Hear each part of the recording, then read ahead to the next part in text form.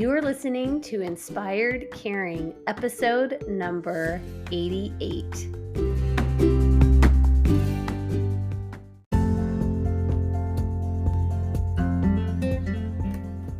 Hello, welcome to Inspired Caring. I'm your host, Michele Magner. If you are caring for an older family member, this is the podcast for you. Each week, I bring insight, tips, inspiration, and strategies to help you care for the people that you love without losing yourself along the way. Having cared for both of my grandmothers, I've helped manage everything from hospital stays, households full of belongings, to navigating senior living and end-of-life care.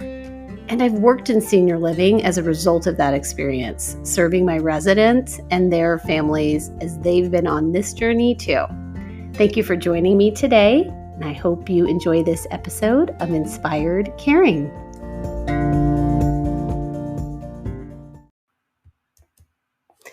Hello, my friends. I hope you have had a wonderful, magical holiday season. I feel like I put up a Christmas tree, put on my pajamas, and became really present for the holidays. We've enjoyed just a lot of family time. So many people came to see us here in Nebraska. Our weather here has been from negative 34 degrees to 42 degrees. So we've had to find a lot of fun inside and out. And I'm just so super grateful to my family who were all willing to make the trip during the crazy holiday travel.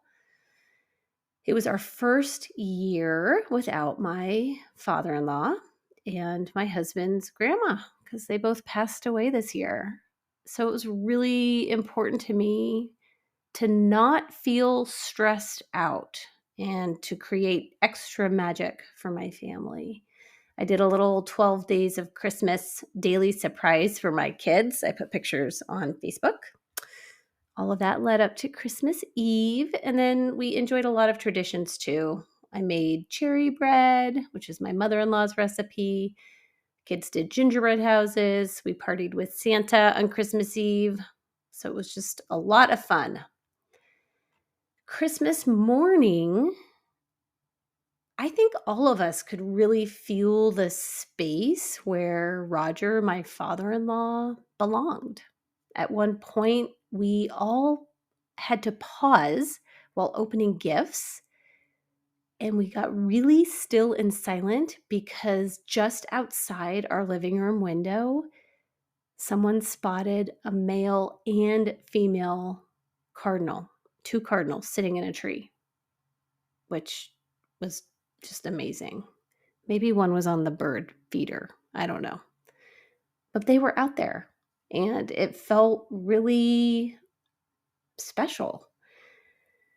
And there were two occasions that felt, I don't know what the word would be, I guess just kind of extra for me, where I was looking around the room and it felt like we were all just a bunch of kids and the grown-ups were not in the room yet. Once was Christmas morning when my husband's brother and my stepsister and her family were here. And then the other time was during a family meal, actually just yesterday. My husband's brother was here, and then my sister and her family were here. And it's a hard feeling to describe because even though we are adults and we have kids and our ages are from 47 to like 55, it still felt like something significant was missing and that we should be waiting for them to arrive. It's weird being the oldest people in the room and the ones responsible for creating all of the fun, the magic, the conversation, traditions, reflections, storytelling. Do you know what I mean? It was just notable and I missed it. And as we moved through the traditions of the season, we also started having conversations about what do we want to keep doing and what do we want to change up moving forward. And that's a really odd space to be in too. I once heard that traditions are rules decided by dead people. And I really felt that this year. I mean, we still have kids at home, and so it's important to us to continue to create memories around tradition. Um, Many of them have already shifted because my mother-in-law has dementia and lives in senior living, and she was such an integral part of all of that tradition around the holidays. So there's already been some shifting, and it's just really interesting to be in a space where we can look at and evaluate and have options about what we want to do going forward.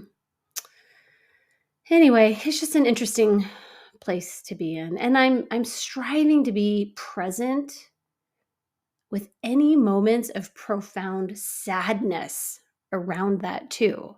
Not to just brush it over, um, but just be present with sadness around the shift and not judge things, let it flow, and just remain curious and open to how things are going to unfold. So that was my holiday. Those were my holidays. And we're entering a new year, and we are looking ahead at what do we want to create this year? What do we want to be better at and do better with, and how to invest our time and energy and money, what memories we want to create, and making sure that we're cherishing our time with each other and family and friends. And we know as family caregivers, there is always a balance of how we're taking care of ourselves and how we're showing up to help someone else, to help other people. We cannot pour from an empty pitcher. We cannot give what we do not have. So it is critically important to prioritize ourselves. That must be top of mind as we are planning our year ahead. We also know that in order to make something happen in our lives, we actually have to dream and plan, schedule, and then go do the things. It really is one day at a time, compounding into the results that we have in our life. And I have heard so many stories over the last few weeks of people getting injured, and some have been catastrophic injuries. People passing away, people having to make massive changes in their lives due to circumstances beyond their control. And my lizard brain can easily grow my anxiety with each story. My mind wants to take over my actions and just bubble wrap everyone I love and make them stay put. It's a dangerously unhealthy place to be. And of course, completely unrealistic to remain in that space. We have to go to work. We have to feed ourselves. And really, we have to lean into a sense of purpose. While we may need occasionally to take those moments to stop and breathe, and those need to be increasingly important in our lives, stewing, worrying, fretting, those things will not serve us. And it keeps us stuck in a fearful, miserable place. So as I reflect on our holiday traditions and missing the people who have died this year, it feels like a startling reminder that none of this is permanent. We wake up hoping to have each day, anticipating it and expecting it, but we really don't know what is about to unfold. And I know this feels really heavy and can be dark, but none of us are making it out of here alive, literally. It's true. I know. It feels alarming to have someone say it out loud, especially in all of this feel-good planning, preparation for the year time. But what this generates for me is a sense of urgency to show up at every opportunity in a way that feels aligned and makes me feel proud. I want to be intentional with how I am living into my values and remaining focused on what is important to me not delaying or putting things off, but actually doing the things right now as soon as possible. Make the call, write the text, schedule the family pictures, take the leap, hug the person, say thank you, express appreciation, make eye contact and smile, write the page, apologize, laugh. Oh my gosh, don't wait to laugh. Do not wait. Don't wait to watch the funny movie. Don't wait for the weekend or for the get together with those people. Laugh today. Today. Enjoy the awe of the magical world humming along around you. And I mean, we talk about this all the time. How we take care of ourselves is so important for the love of all that is sacred. Eat healthy and go to the gym to have the energy and stamina to do it all. Stop focusing on your waistline or the scale and start focusing on your energy for your life. Identify and reducing your coping mechanisms is huge. Is it eating, drinking alcohol, edibles, gummies?